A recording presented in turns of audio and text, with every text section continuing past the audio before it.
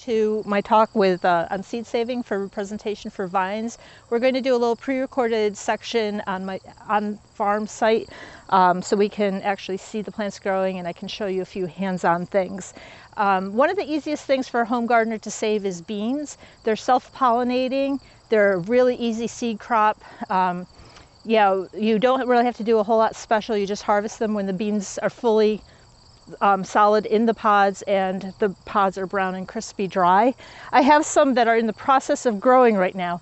The only thing that I look for when the beans are growing is I look through, and ideally these are good ones that I like the looks of them. They're good quality. I'm checking them for disease and any off types. If I see something that's different, so this is the first plant that came up in this row. And so this, you'll see, is a very flat potted, short pod. This is not the type of bean I'm looking for. That's a variety called Strike, which should be a long pencil, kind of thin, round pod. This is a flat pod, short. I don't like this. So what I would do is I would rogue this. So literally I pull this out of the ground. Plus, Strike is supposed to be a bush bean, and you see this has some vining tendencies. So this is not true to type. So I would not select this for any seed. And literally I'll just throw it in my compost pile. It seems like a waste, but... Did this grow accidentally? It came in the seed. This is seed that I bought. So yes, it was, just seed stock that wasn't true to type.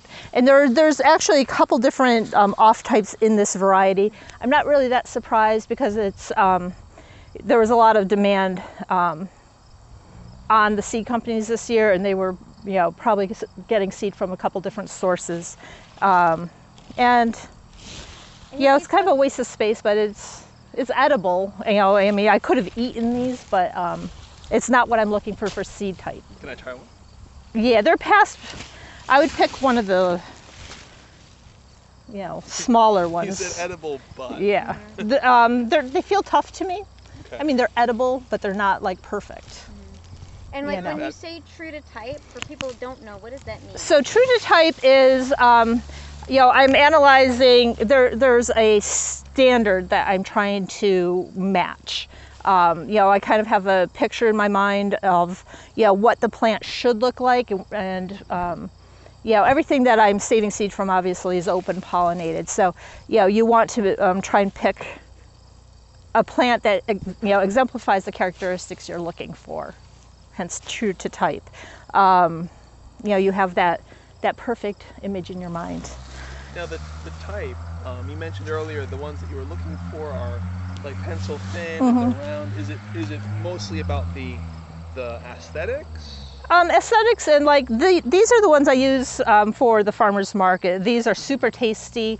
I pick them fairly slender. These are still in the edible, the culinary point. These don't have the seed developed in them yet. But these are a really good tasting bean, and I sell probably maybe 120 pounds every market of them, 120 pounds per market. So almost 250 pounds a week I sell of these beans. People love them. They're super yummy. I'm going to try and match these. Sugar snap peas are another one that I sometimes will save some seed for, but this year we had all those rains and they were molding and not drying. So we just mowed them down. And didn't save, but these are very good. These are, yep, you can try one of those. So, and you can tell the difference. These are like tender and juicy. These are really good. Yeah, these are good. So, we'll move on to a different. I'll get the next one. Thank you. Oh, I'm sorry. No, okay. No, like losing my wording. Okay. Yeah, this is actually a kabocha type squash called Sunshine. This is a hybrid, so I won't be saving squash seeds from these. However, why not? So hybrids, that's a good point. Hybrids are F1, so you take two stable parents and you cross them and you come up with an F1 generation. And when you save seeds from that, they're unstable and they won't reproduce true to type. Hybrids are two different parents. So you have maybe a 25% chance of getting something similar, but so say tomatoes, it takes 7-8 generations, it takes about 8 years, 7 generations of saving seed of a hybrid and replanting it, selecting, replanting, selecting, always comparing it to your ideal standard before you kind of stabilize it and have the genetics, to the point that, so it's a lengthy process. But these are hybrid, but I just want to make the point that I have maybe 12, 14 different kinds of winter squashes in this patch. So squashes are something a lot of people, a lot of home gardeners try and save seed from, and a lot of them find a squash they like at the grocery store or something, or at a farmer's market. They're like, oh, I really like this squash, I'm going to save the seeds. It's not the best idea, because most of them are coming from farms like mine where there's a lot of different kinds and there's too much crossing. Squash is super easily cross-pollinated by insects. And you have your cucurbita family, it's called, the genus of it. The species get down to maxima, which are your pumpkin family, your peppos, which are your acorns, your delicatas, things like that, but also include zucchini, yellow summer squash, and then you have your moschata, which are like your butternuts. Those are your three main. There's a few little outliers like mixta and stuff, which typically aren't found in a lot of gardens. But anyway, if you're a home gardener and want to save your own squash seed, you need like at least half a mile isolation, if not a mile. It's very easy for insects to transfer pollen. I mean, bees actually fly up to 5-6 miles foraging, so it's very hard. And you can, if you have decent isolation, which sometimes, if you look at my farm, just kind of scan around and you see there's trees on 3 sides of it, and then there's a hillside on the other. And I do live in a residential area, so a couple of people might have gardens, but I am fairly well protected against pollen, like coming in on the winds and stuff. I can do corn pretty easily because of the isolation factors of actual physical obstruction. But the insect pollination is harder to control. You can achieve some level of purity by choosing one seed, one squash type seed to save out of each species. So say one acorn, or zucchini or something, and don't grow, like if you grow acorn squash, don't grow zucchini that year. You just choose one plant to grow. You can choose a moschata, a maxima, and a peppo in any one given year, and then do a different variety next year. That you can hand pollinate, which this is kind of cool. This is actually, I'm looking for a good example. There's let's see. So this is, got one. So this is a male blossom. See how it's like on a long stalk like this? And if I open it, this will open in a couple days. There you go. So this is the male blossom. And I pull the petals off like this. I would wait another day or two. The pollen's not quite to the point of transfer yet on this guy. It's a little bit young. But this is a male blossom with a long stalk. And then over here is a female blossom. So, and you can tell the difference because it has the little baby fruit on the tip, on the end of the blossom here. So what I would do is, before this had opened, I would tie this shut with a string or piece of tape or something and prevent it from ever opening. And then I would take my male blossom in another day or two. This one's a little bit young. Let's see if I can find one a little bit more advanced, actually. Maybe like this one. Yeah, this one's better. You can see the difference. This one's still immature. Mm-hmm. This one is much better. Cucumber beetle there. So you pull this off, and you take your taped up blossom here that never got a chance to open, and you can open it, and look at that little drowned bugs. And then I would just kind of insert it and kind of wiggle it around and act like I was the bee and pollinate it. You don't And need a parental advisory for this. I know, little X-rated little squash sex here. And then I would tape it back up, and that would prevent any more pollinators from getting in. And then I would mark it. I would put a piece of like colored tape or a piece of bright colored yarn so I know that that one was hand pollinated, and then the blossom falls off as the fruit forms.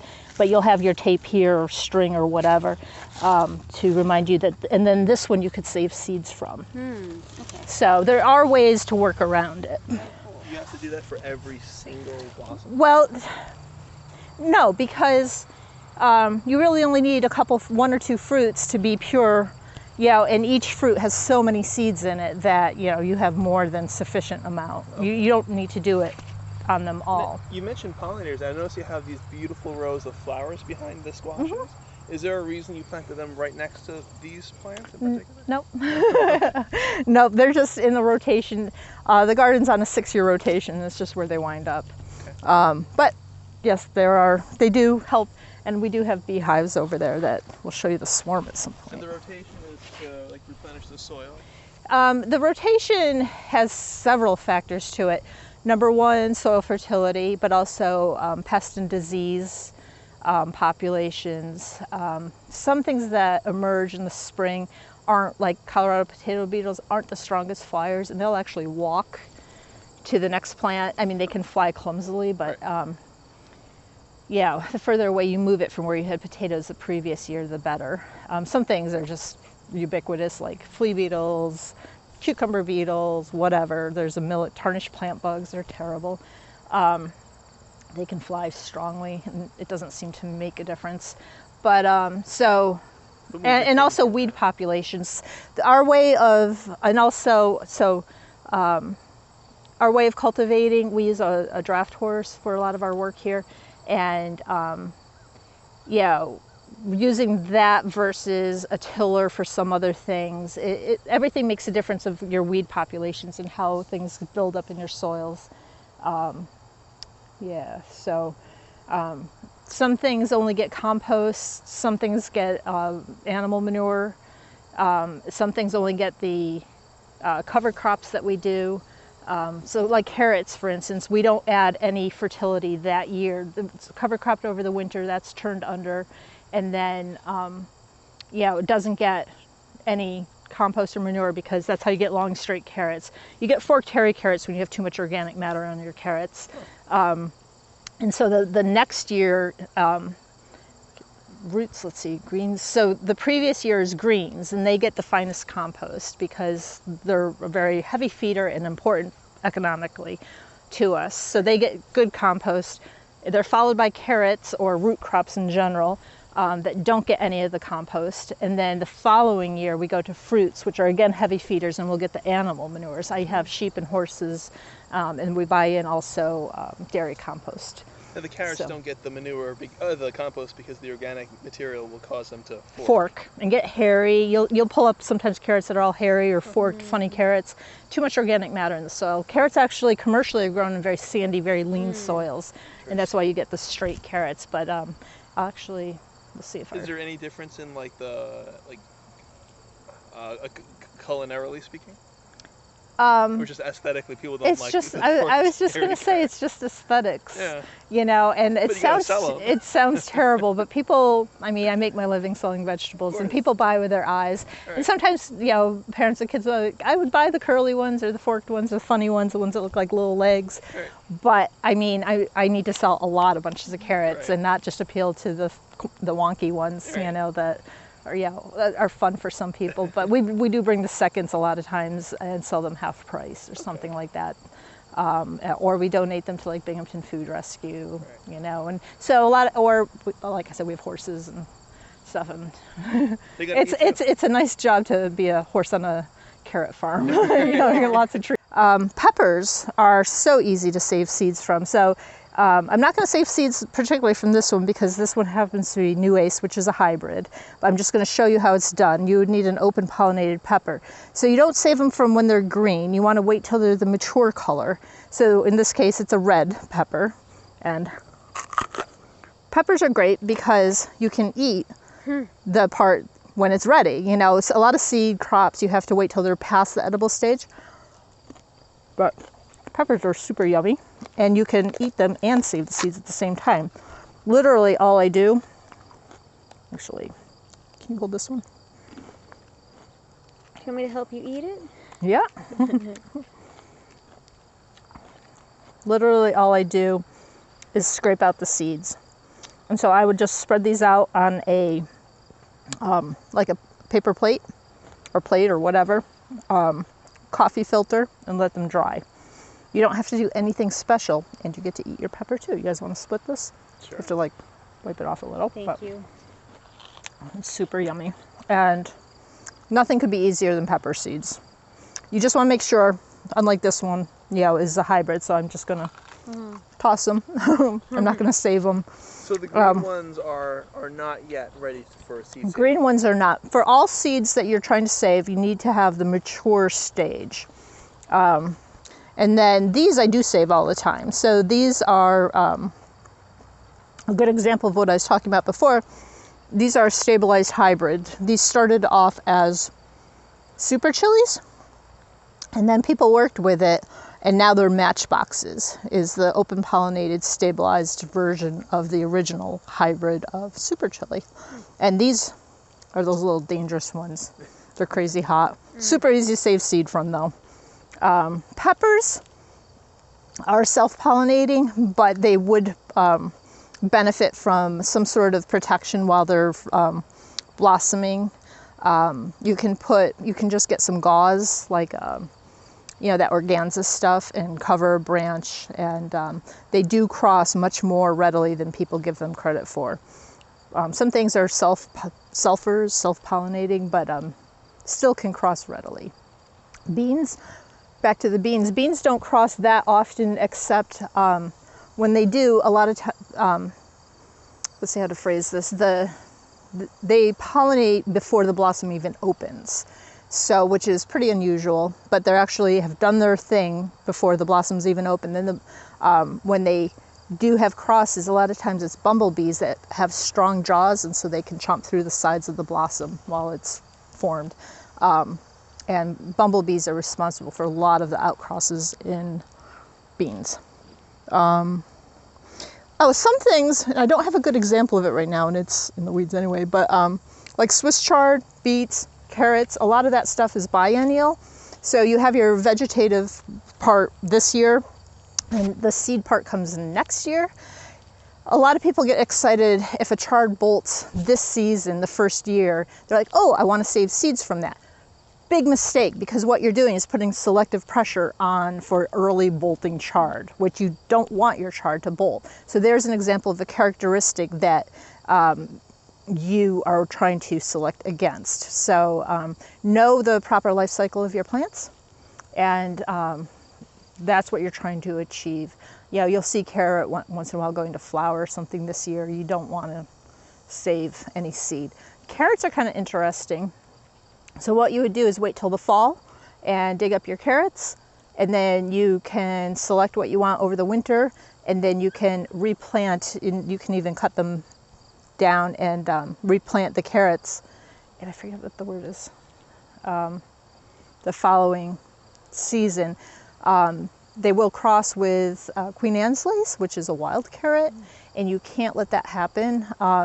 So a lot of people will make little cages with like little mesh covering to prevent the insect pollination crossing from the wild carrots. But still, you got to figure out, well, if it's pollinated by insects, how's that going to happen inside my cage? You know, so you have to come up with a plan. And you can actually go online and buy bottlefly larvae, basically maggots. You can buy maggots and put them in your cage, and when they hatch out, they will pollinate your carrots inside the cage. But yes, you can shop for maggots online. You can buy anything, apparently. You buy anything on eBay. Yep. Yep, it's about 10 feet tall. So this corn I grew from saved seed that I can like go like this. I'm so proud of my corn.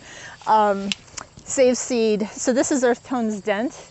And yeah, it's pretty easy to save corn seed.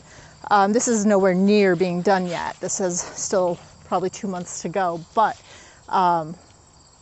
because you have to get it dry in the field. So I'm going to look, these are just starting to form, it's just pollinating now. So I'm going to wait until it's all filled out and then past the point of like the milk stage till the dry stage, and then I'll wait until the husks are like starting to dry back brown. So we usually harvest this in like mid-October-ish or so, but I'm excited. I'm so excited to see. So I did a color selection on this corn this year. It comes, I'll show you a bunch of it up at the house, but it comes in a wide range of colors. But I selected out my favorite ears, and they were all blues, greens, pinks, and purples. So it'll take a few times of doing it to get it, but it'll be predominantly those colors. They'll still have the genetics of the red, orange, yellow, and stuff in there too, but it should be a lot of blues, greens, and purples. So kind of excited about it, my project. But yes, it's so tall. Is the flavor the same between? Yes, it'll between this corn, the colors, or this and other corns. This is a field corn, so this is the one that we use dried for grinding. This variety makes great polenta and cornbread. So we grind and make cornmeal and use it that way. This is not for like a fresh eating corn. Right. Okay. And it makes the best cornbread you've ever had because we grind each batch when we use it. And so it's super flavorful and very nutty. But yeah. What's the difference in growth between like the kind of corn that you'd turn into like polenta and the kind of corn that you would eat? Like sweet corn on the cob? Corn, yeah. Not much difference in growth, just more a matter of stage that when you pick it and also the genetics of it. This corn is nowhere near as sweet. Like if you tried to eat it in milk stage like you would sweet corn, a lot of people call it like cow corn, it doesn't have those sugars. Okay. Yeah, so sweet corn is very inbred. All corn is pretty much derived from 4 parent lines.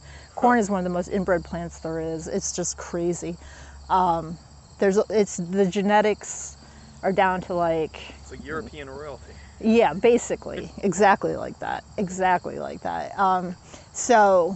And which is kind of scary when you think about how much corn is planted as a monoculture. Just there's such, it's such a fragile existence, really, and that's why a lot of it is so chemical dependent. Corn is very abused. I mean, it's a wonderful plant that's been the foundation of civilizations, but it's been a very abused and broken plant. And just seeing, it grown organically in in a healthy manner. It is a wonderful plant still. It's just been very, abused in our system. So is this corn genetically different from the sweet corn that you just described? Yep. So I don't have any examples of this. So you can easily identify it. So the sweet corn over there.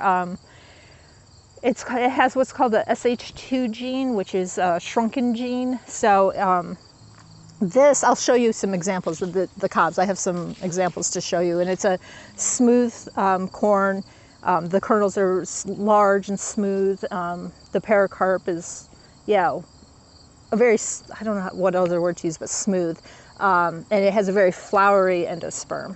When you get through that pericarp, it's all white and powdery in the center, kind of starchy, not really powdery, it's like a large starchy center. Where sweet corn, when you take a kernel of that, it's shriveled up like a raisin, except it's just shriveled up hard with none of that starchiness in the center. And anyway, you can remember it's shrunken gene, because it's all shriveled. So this kind of corn would be the closest genetically to like what those civilizations used to. I've grown teosinte, which is the ancestor of corn. It doesn't even really look a lot like corn. I've grown chapalote, a friend from Mexico sent me, which has like a, 5,000 year history, which is a very ancient corn, and it has more. It's kind of almost like a root beer color, like a beautiful rich brown, and it has pointed kernels. I've grown pod corn, which they call grandfather corn, which has husks over each kernel. I've grown a lot of different corns over the years. Yeah, well, it is highly, but they're all steps in the domestication of corn. But yeah, the chapello was an interesting project. And it's hard because a lot of those corn originated in Central and South America, and once you get the border and south of the equator, the day length. So a lot of people don't realize, like onions, we have very long day situation up here, so we need to deliberately grow long day onions, whereas down south they grow short day onions, and it's a significant amount of light which triggers certain developmental stages. So corn that's from Central America is used to a shorter day. And so when I grow corns from Mexico and stuff, it's really interesting because they won't start doing their thing until September, like around the equinox, or I mean, equinox. So they got 12 hours of daylight instead Yep. of, more than that. And so they need that shortening of days. They need less than 12 hours to start triggering their development. So it's a race against time to get the mature plant before frost comes up here. It's very tricky. And a lot of people say, oh, when it's daylight sensitive, they're thinking that, oh, well, it's down, in Central America, it needs more like long days. And we actually have the long days. Really? Yes. So, mentally you gotta think it through. Think about Alaska, the long sun never sets, so farther north you go. So we actually have too much day length for a lot of the southern corns to start developing until very late in the season. I've tried to do day length sensitive beans, and it just takes up so much of my time because a lot of people are like, oh, you have to provide them with extra light. I'm like, no, you actually have to put like blackout cages on them to trigger the flowering. And it's just, I don't have enough hours in the day. Maybe when I'm retired and have time to mess around. So easy. So you can see here's the flowering phase. Here's the green seeds, the immature seeds coming. This is all from saved seed that I've saved over the years too. And these will get brown pretty soon, another week or two, week, 10 days, they'll start turning brown. And then I'll let them dry and just literally, I'll clip whole heads, and I usually just stick them in a paper bag and just brush off the seeds in a paper bag. Super, super simple. And dill, just super easy. It smells so good. Love the smell of dill. And dill's great to have around. I mean, you could plant as much dill everywhere as you want, just little pockets of it, because the pollinators love it. It's a great food, and it's a really important habitat source for the swallowtail caterpillars. You'll see them on dill and carrots, and that's what they live on. And so I always plant like plenty so the caterpillars can have it too. Do you plant pockets of dill throughout the farm? There's another pocket over there. The way we do things, if I had like a home garden where it's more random, but we're pretty structured. Right. So we tend to just have specific rows of it. But anyway, pollinators love it, and hoverflies love it, which I've the past couple of years really coming to like a love affair with hoverflies. There's a lot of different varieties, and they're super tiny, and I never knew. There's a great article in the New York Times about how they migrate in mass. And you think of birds migrating and stuff like that, but hoverflies, which are so tiny, they actually will form clouds dense enough to set off the radar systems, the weather radar and everything. When I'm like, wow. they estimate like literally trillions of them in a cloud. It's New York Times cover story. Yeah, the hoverfly story. So, and they're super important pollinators. Everyone talks about honeybees, but hoverflies are huge pollinators. Plus they form a real solid foundation of the food chain, because there's just so many of them. So.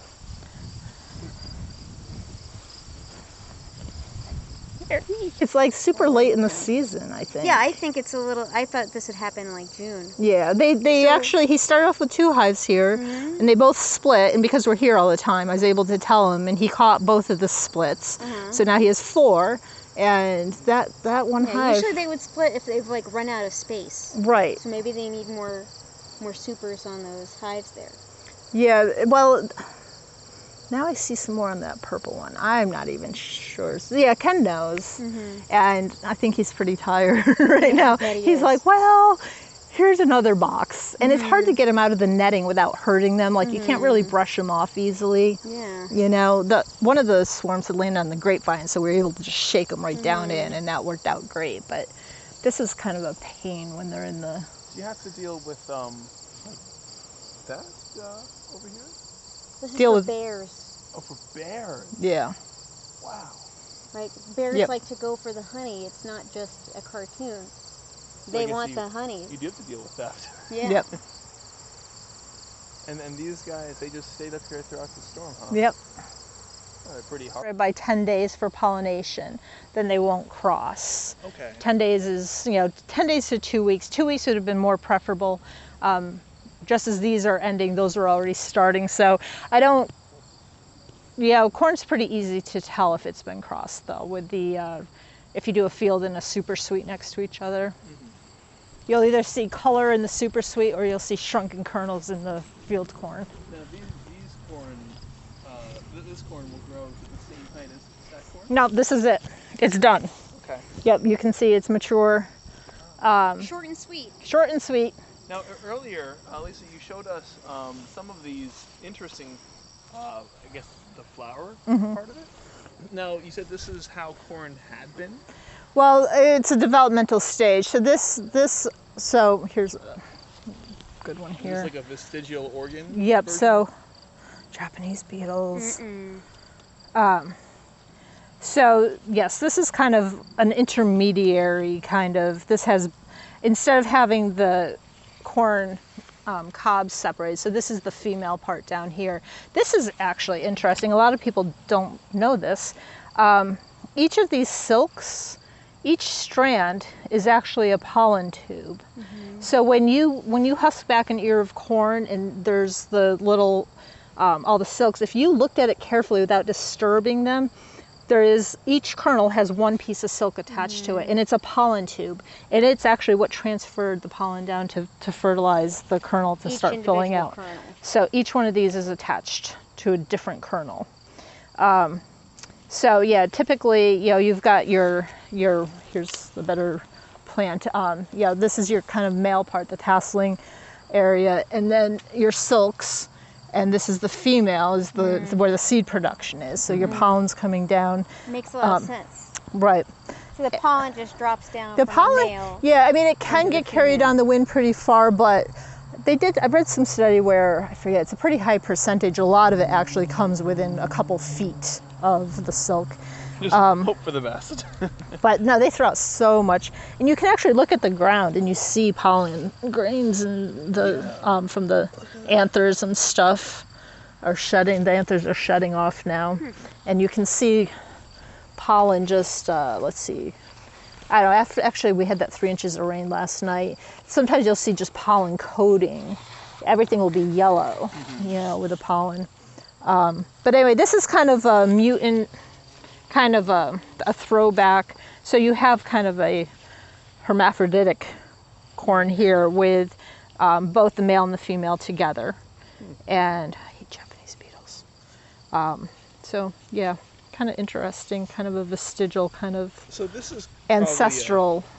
A huge beginner question, but so you have the male part of the plant here, and then the seeds fall down onto the pollen. The pollen, thank you, onto the silks. Does that not introduce like genetic problems if it's the same plant that's pollinating?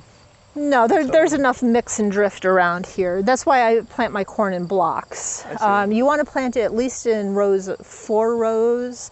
And I don't do single rows. I do kind of the old-fashioned. This is chuck planting, which I planted 5 seeds per hill, and do them in a grid. So there's pollen from 3 different here falling, but also its neighboring ones are probably blowing around and falling on the same silks.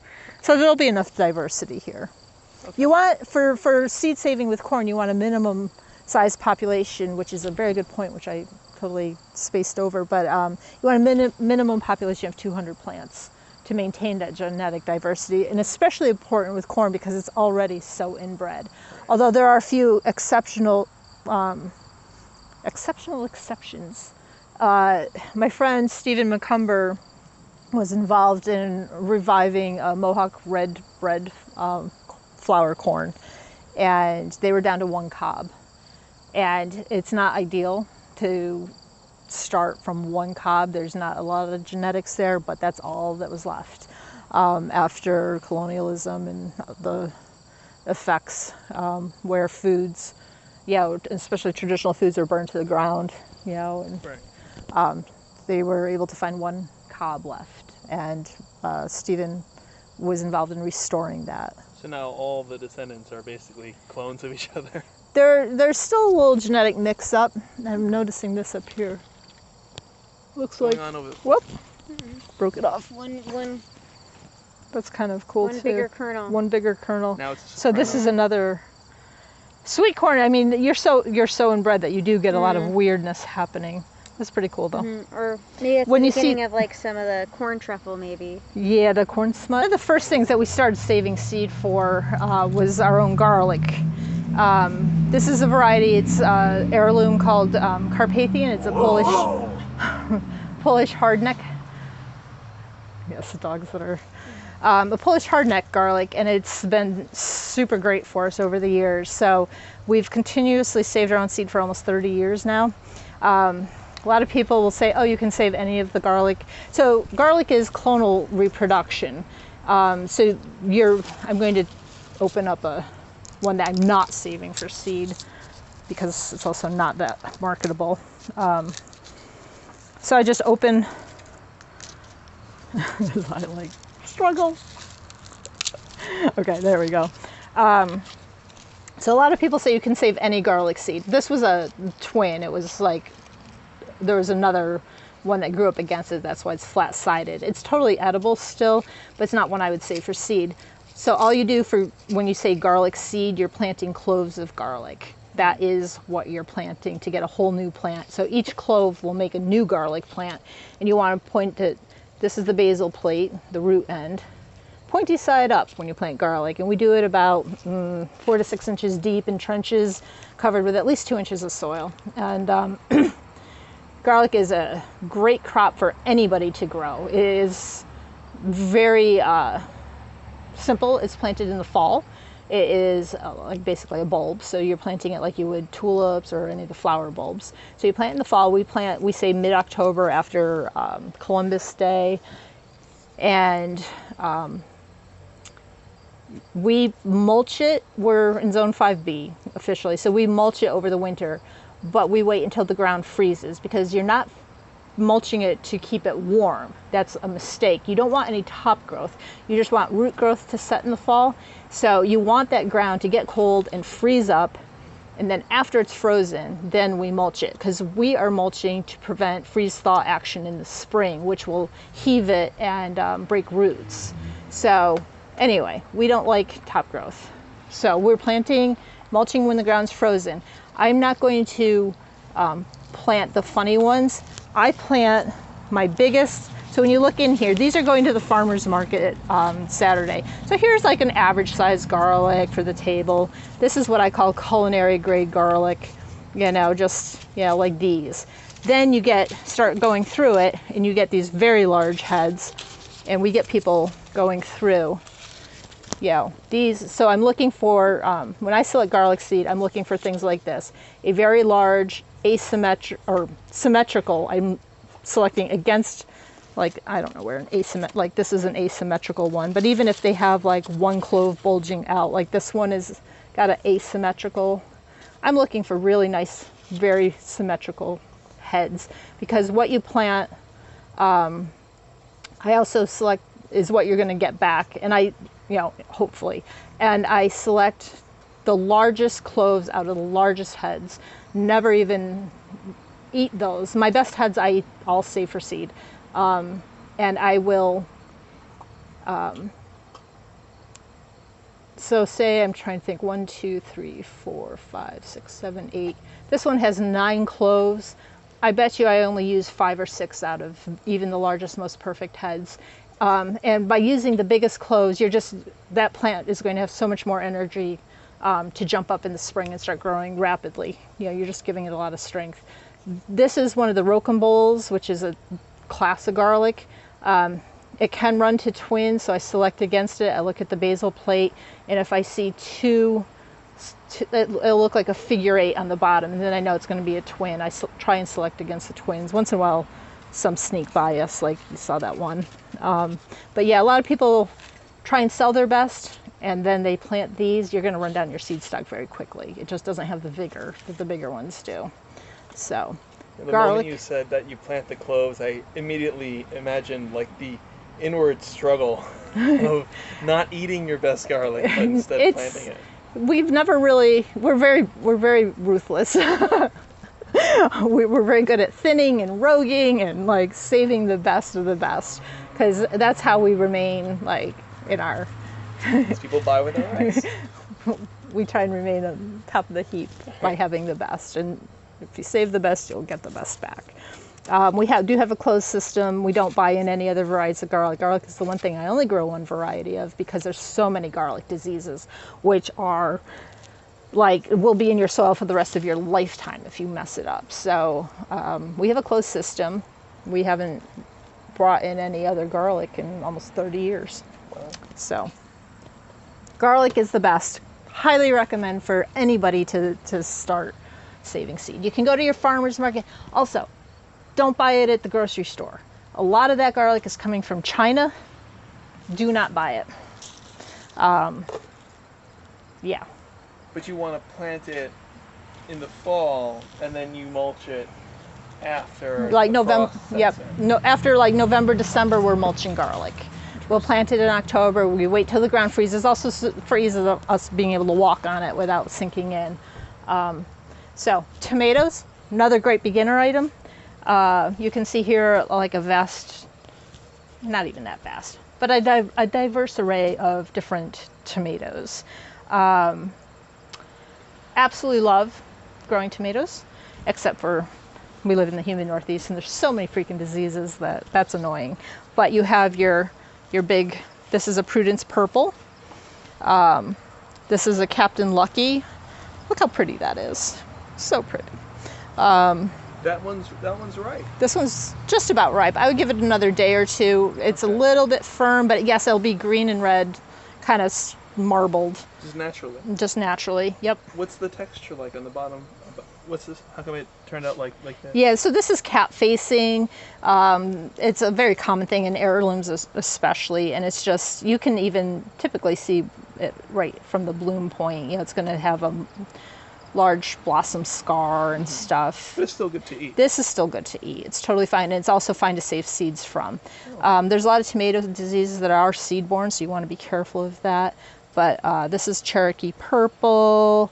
Down here I have a pineapple. Look how pretty that is. I did not realize tomatoes had so many colors. Yeah. The one of my favorites, and it's one of the probably least attractive at the farmer's market. Like a lot of people don't even buy it because it's kind of not real attractive. So this is Paul Robeson. Seriously, one of my favorite tomatoes. Like actually,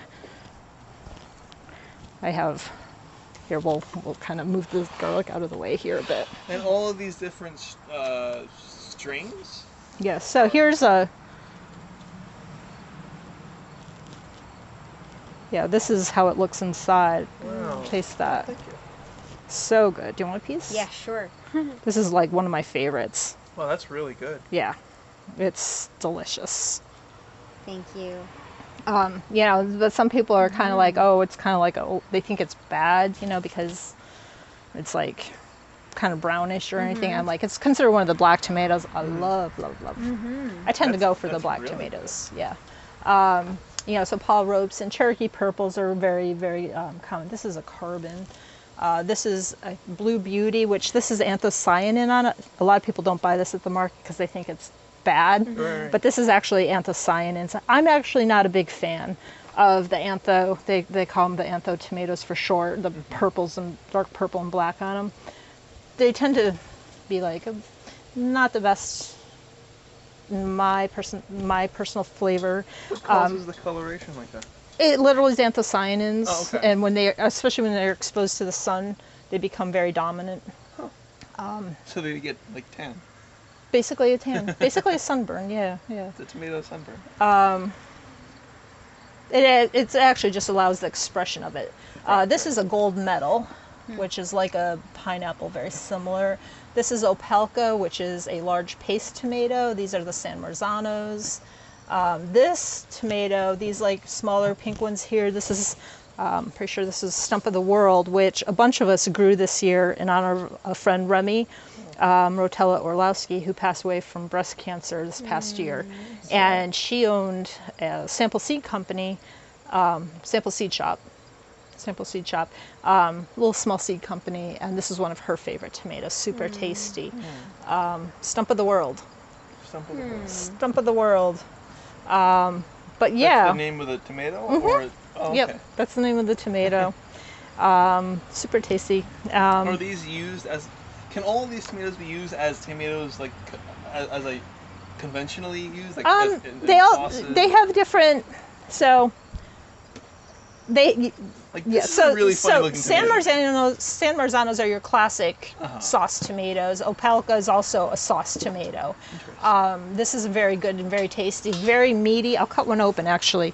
So, you know, like I just showed you, so here's a, you know, more an eating tomato that you see how much seed and gel there is here. Right. So I'm going to cut this open. Wow. And you see already how much meat there is and how little seed, and I'll go right down through for those seed cavities. It's like you're Compare. making sauce. You don't So when you're strain making out. sauce, there's very little seed and juice production. Total pain in the ass for saving seeds because there's not a lot of seeds in it. But it's, hey, tup, tup. But see how dry it is? So this is not one I would recommend to just like eat, you know, kind of thing, where I would this nice juicy tomato. But The Paul Robeson one. the Paul Robeson is amazing. This is a tomato that is got a little bit of issues, but this is like minor. Overall, this was a very good quality tomato, and it's just a few days old. So this is another rare tomato, Pepe's Gigante. So to save seeds from this one, this is not commercially available anywhere. So, and again, a very meaty tomato. I got it from this guy who got it from a restaurant owner who had them growing in a garden out back. Don't know the actual origin of it, but so to save tomato seeds, let's get it down here. Because this is a very meaty one, you know, all I'm going to do is take my fingers and scoop out the seed locules.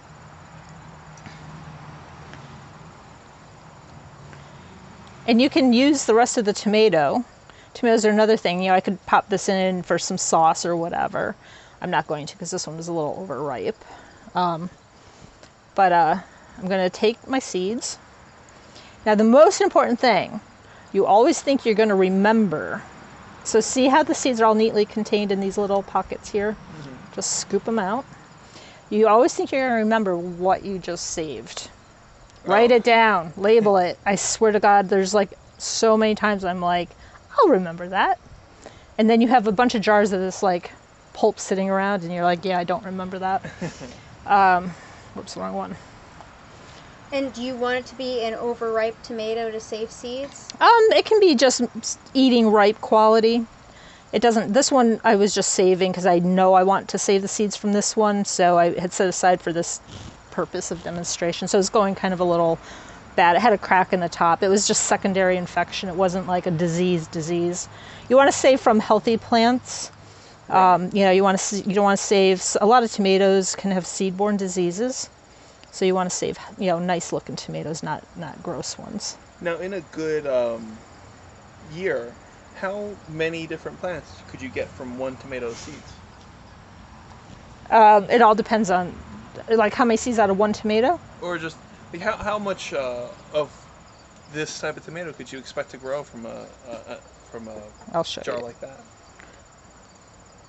So what I do is scoop out all the seeds.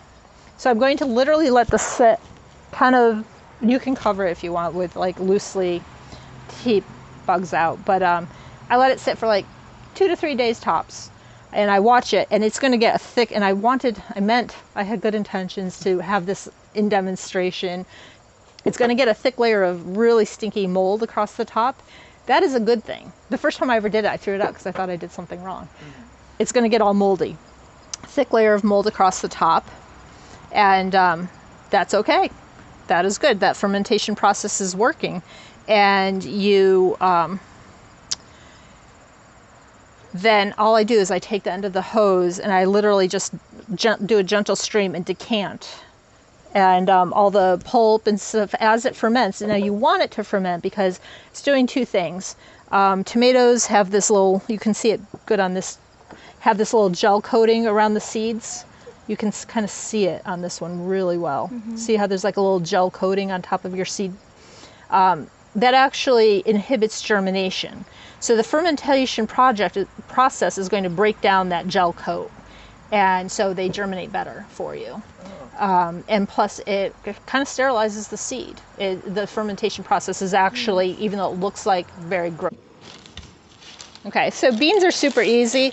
I let them dry right on the vine. So I'm harvesting them usually in October. This is actually from last year, seeds that I haven't threshed yet. So you just wait until the pods are like this, and then you can just open them up, and literally here's your bean seeds. That is all there is to beans. It's so easy. Beans are great. I have so many beans. But yeah. So, and then, so they're all in the little dry pods. And I spread them out. I mean, I'm lucky. I know I have a greenhouse, so it's very dry in there. So I can wait and thresh them at my leisure during the winter. And then once they're threshed out, I actually, because I grow so much, I don't typically hand shell unless it's a very small amount for preservation. A lot of times I put them in a feed sack and I use a flail and beat them. And when I do that, I wind up with stuff in them. So like you can see, here's like dirt chunks, little chaff bits, and everything. So I've winnowed them back and forth from a bucket, 2 buckets. So I beat them with a big stick basically. So there's all the pods, all the stems, everything's broken up in here. And I'll pour them back and forth from 2 buckets, one to the other, on either a very windy day or in front of a fan.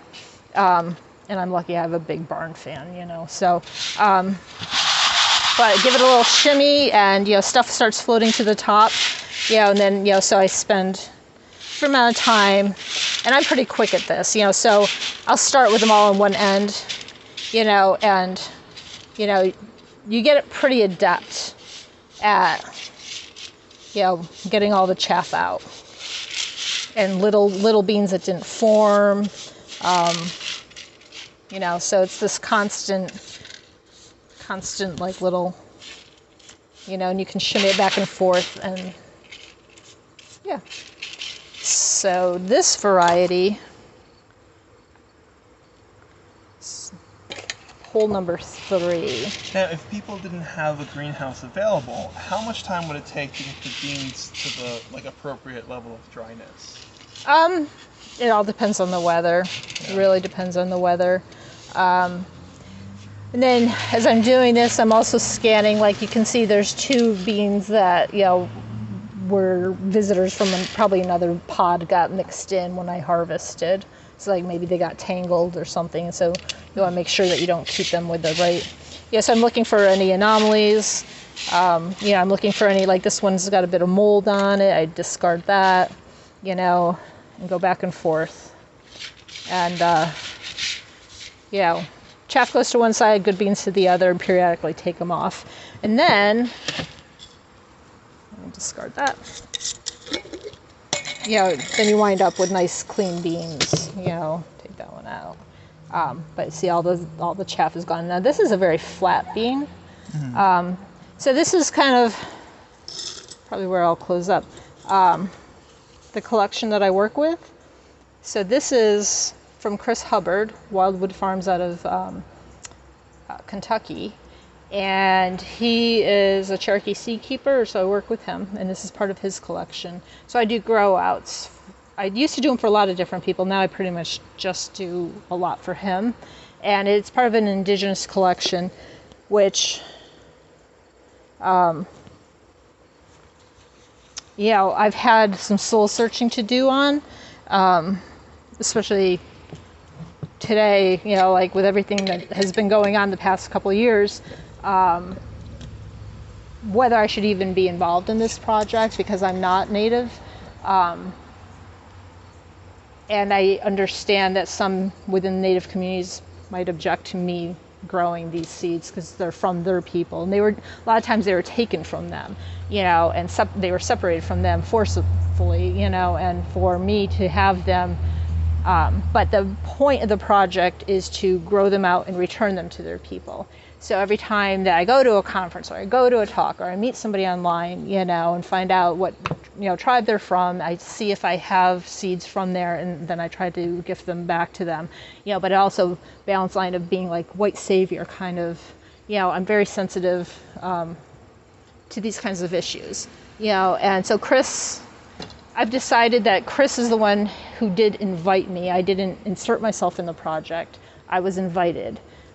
Because I have a good reputation of having done good seed work for numerous years already. So because I was specifically invited, I am feeling better about it, but I also don't talk about it as much as I used to.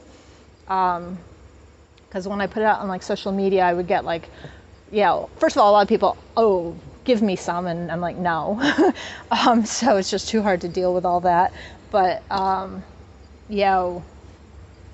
just out of respect, and trying to, meet people quietly and on the side rather than being like, oh, look what I have. I'm cool, or using it for any sort of personal, so I'm trying to take a step back, be very quiet, just do the work, get it done, get the seed back to their people, which I've managed to actually do in quite a few instances already. And one of, a guy, Shane Weeks, is down Shinnecock on Long Island, and I was able to gift him some beans that they hadn't seen, and he's growing them. He puts them in his Instagram stories every day, practically, the different stages, and he just harvested ripe pods this past week, so he is super excited. So I feel happy about that. So anyway, and I think the that's... beans could hardly be in better hands. Yeah, I hope so. And I mean, the point is to return them to where they need to go, so I view myself as just like a temporary placeholder. I'm a foster mom. Yeah. Foster mom till I can get them back to their people.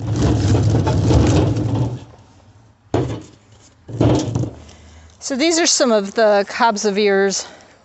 Cobs, that doesn't make sense. Corn cobs, ears of corn, that are 2 years old. And, it's starting to get a little musty and whatever. So this is the same corn we were looking at down in the field, all different colors. So what I did was saved ears that were mostly blues or greens, some pinks, some purples. And, I would have saved this blue and that green. So we'll see how the next generation turns out. They're very multicolored to start with. And, it'll take a few years of doing that to get all the color mix that I want. Anyway, we toss these to the chickens, and sheep and stuff. Lucky chickens. Yeah. I mean, this is the older stuff, so. The whole mosaic. Yeah. So this has some. So you'll deliberately pick out certain color seeds. Yep. Mm-hmm. I'm looking for. Here's a nice purple one. Yeah, look at that. Yeah. So cool. Yeah. And that color seed will grow that color. Well, not necessarily, but after a couple generations of it, I mean, that kernel will have genetics of a bunch of different, but it is purple. That's its mother color. In there. Right. Yeah, that's its predominant. That's the mother color. So, you might get a few recessive pinks. Yeah. So anyway. Cool. That is so cool. Try and keep the rodents out. And actually, you mentioned saving garlic. I see yourself in a certain way. Yep. This is my. So this is our seed garlic. So this is bigger than any of the stuff out there. Look at that. So, yeah, it's huge. Yeah, you can see. wow. Yeah, this is our seed, and I never bring this to market. People don't even. Here, puppy. Seriously. Yeah. Yeah. Look at how nice this is. I mean, that's amazing. Yeah, that's a easy 4-ounce head there. That is a massive Quarter pound probably for each head of one. garlic. So this is my seed. The best of the best. The best of the Secret best. seed, yeah. Yeah, which is a big deal on harvest day. It's my job to go through and select seed when everybody's harvesting. I scan each row, and I have like 80 to 100 I select out of each row. So we save 1,000 heads. Wow. Yep. And that becomes all the seeds for the next year. Yep. So we plant 6,000 every year. So 1,000 heads. So that's what I'm saying. Like I save on average 6 cloves of the biggest heads. So we'll have 5-gallon pails of leftover cloves of these big heads, but I sell them to like restaurants and stuff that can use it up fast. Right. You know. So. Yep. Very cool. This is so cool. Well, Lisa, thank you so much for sharing this with us. Thank you. And we look forward to doing Q&A with you All right. on September 1st. Couple weeks. Yes. So. Thank you. Yep. Thank Bye. you. Thank you. So exactly. That's a